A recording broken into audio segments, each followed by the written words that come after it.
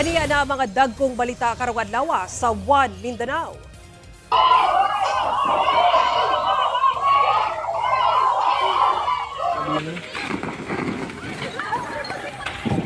Dili mo ubos sa 60 ang patay sa magnitude 6.9 nga linog nga nabati sa Cebu kung asa epicenter niini ang Bogo City.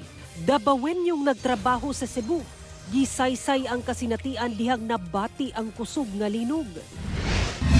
DPWH Region 10, gipasabot nganong nadelatar ang pagtrabaho sa dalan sa barangay Kanituan sa Cagayan de Oro City nga perwisyo na sa mga residente ug motorista.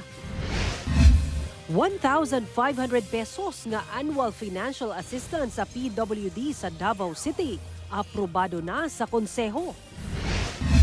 Challenging hike sa Mount Capistrano sa Bukidnon, gisulayan sa kapusong nature lover.